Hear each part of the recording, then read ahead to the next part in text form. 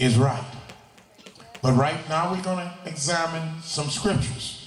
According to Malachi, the 3rd chapter, the 6th verse, it states, "For I am Yahweh, I change not." Here the Creator says, He is Yahweh, He changes not. The season changed, the weather changed, you and I change, but Yahweh says, I change not. And regardless what type of deplorable condition you're in, the Creator wants you to know that although He punished you, and although He kicked you out of your land, He let you know that He will never forsake you. He said, I am Yahweh, I change not. And then He says, therefore ye sons of Jacob are not consumed. Therefore, which means as a result of me being Yahweh, as a result of me changing not, you will never be consumed. Said, I know you disobeyed me. I know you acted a fool. I know you have sinned and done many abominable things. But return unto me, and I will return unto you. So the Creator lets us know that He changes not. But all we have to do to fall back into His loving arms and into His mercy and receive His grace is to return unto Him. Now we don't return unto our Creator by going and worshiping someone else. That's not the way to return to Him. The first thing you must do to return to Him is know who He is. And many of us don't know who the Creator is until we find out who we are. Because once we're ready to confess that we are His creation and that we are His sons and that He is our Abba, then we put ourselves in a position to submit to Him and receive what He has to give us. If we go further through the book of Isaiah, the 40th chapter, and I'm taking you to these scriptures first before I begin to teach on this subject, to show you that the Creator has structure and that He's unchangeable. He has structure. The Creator states in the book of Isaiah, the 40th chapter, the 8th verse, the grass withereth. The grass going to wither. The flower fadeth. Any flower, regardless how pretty the flower is, it's going to fade. Regardless how pretty a lady is, her beauty will fade. Nothing stays the same. So the Creator is teaching us to get something with substance. Get something we can stand on. And that's His word. The grass withers, the flower faded, but the word of our Elohim shall stand forever. And of course we know how long forever is. It's from everlasting to everlasting to everlasting.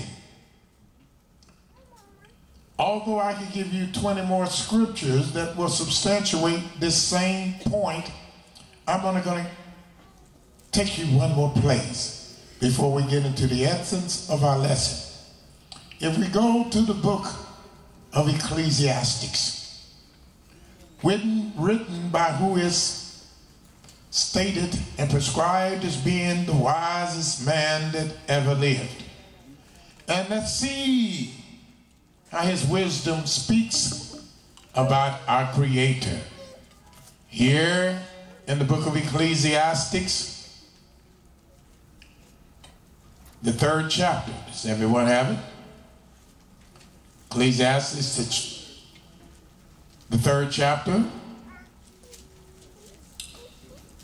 Verse 15, it states, that which hath been That which has been is now, and that which is to be has already been, and Yahweh requires that which is past. He requires the past. Everything goes in a circle.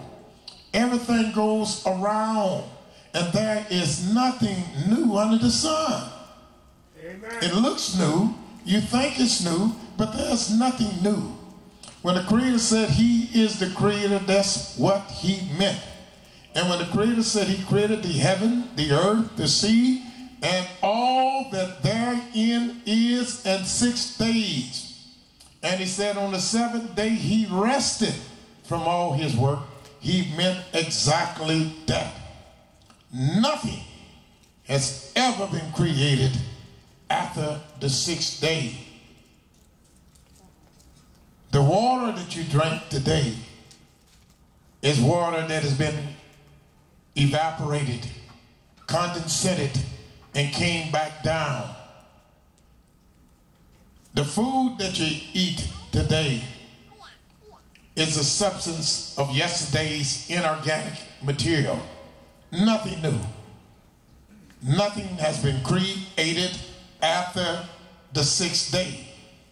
There are no new creatures. There are no new creation. There is nothing new under the sun.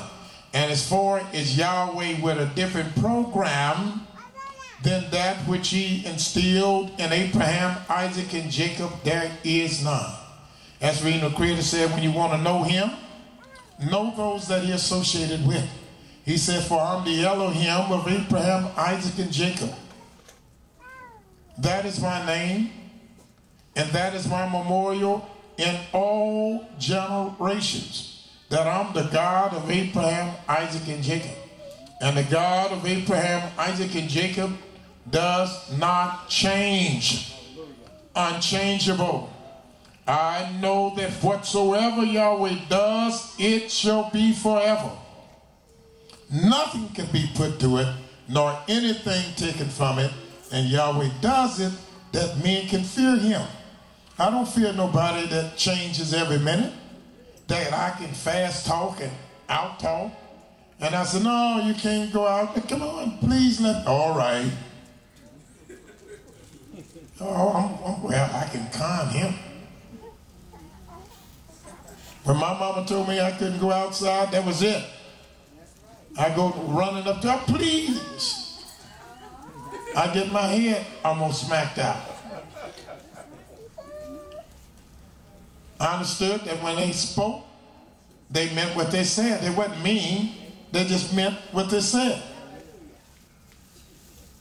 And now that we know that Yahweh means what he says, now that we know that Yahweh changes not, now that we know that Yahweh's word is forever, now that we know that whatsoever Yahweh does, it shall be forever, now we can start reading.